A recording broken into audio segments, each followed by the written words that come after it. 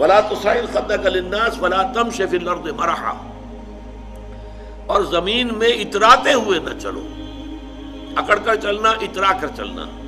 مرح جو ہے وہ فرح سے آگے ہے۔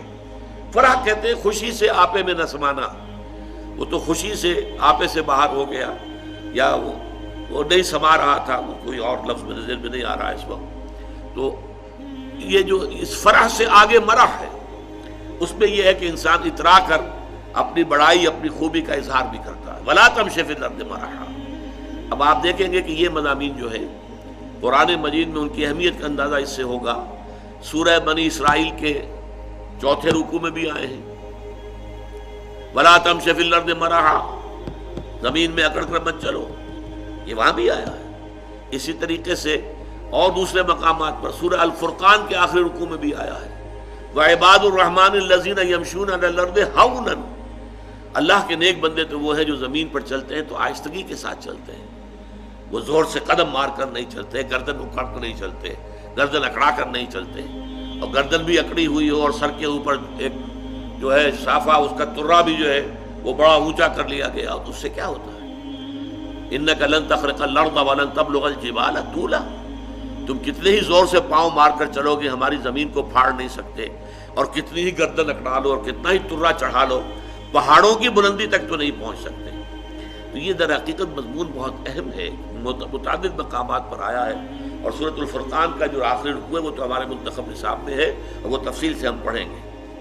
تو ولا تصعر خدك للناس ولا تمش في الارض مرحا ان اللہ لا يحب كل مختال فخور، یقیناً اللہ تعالیٰ کو بالکل پسند نہیں ہے جو اکڑ کر چلنے والے ہیں اور شیخی خورے ہیں۔ مختال کا لفظ بڑا پیارا ہے، یہ خیل سے بنا ہے۔ خیل جو ہے اعلیٰ نسل کا گھوڑا، بہت اونچی جس کی پیڈگری ہو، اگر آپ اس کی چال دیکھیں گے، اس کی چال میں ایک تمکنت ہوتی ہے۔ جب انسان اپنی چال میں یہی تمکنت اختیار کرتا ہے تو یہ اختیال ہے، گویا کہ خیل کا سا انداز اختیار کرنا اپنے چلنے میں، خیل سے باب افتعال بنا اختیال، تو اللہ تعالیٰ کو بالکل پسند نہیں ہے۔ کل مختال فخور، فخر کرنے والے، اپنی نیکیوں پر، اپنی دولت پر بھی فخر ہوتا ہے، لیکن اپنی نیکی پر بھی ہوتا ہے، اپنے علم پر بھی ہوتا ہے، اللہ بچائے، اپنی عبادت پر بھی ہوتا ہے، اللہ تعالیٰ اس سے اپنے حفظ و امان میں رکھے۔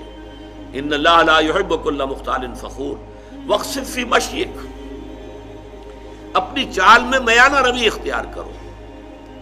یہ چال سے مراد یہاں پر صرف چلنا نہیں ہے، بلکہ پوری زندگی میں روش جسے ہم کہتے ہیں، اپنی روش میں۔ اب روش بھی اصل میں تو چلنے کے معنی میں آتا ہے، لیکن روش کیا ہے؟ رویہ، روش ہر اعتبار سے ایک درمیانی کیفیت۔ والقصد فی الفقر والغنا، حضور نے فرمایا ایک حدیث میں کہ مجھے میرے پروردگار نے 9 باتوں کا حکم دیا ہے، ان میں سے ایک یہ بھی ہے کہ چاہے تنگی ہو اور چاہے کشادگی ہو، کافی مال موجود ہو، ہر حال میں اقتصاد، قصد، درمیانی راستہ اختیار کرنا۔ یعنی یہ کہ اگر بہت تنگی ہے تو کوئی حرج نہیں ہے، کسی وقت قرض بھی لیا جا سکتا ہے، لیکن یہ کہ جو ضروری کام کرنے کے ہیں وہ کرنے ہی ہے۔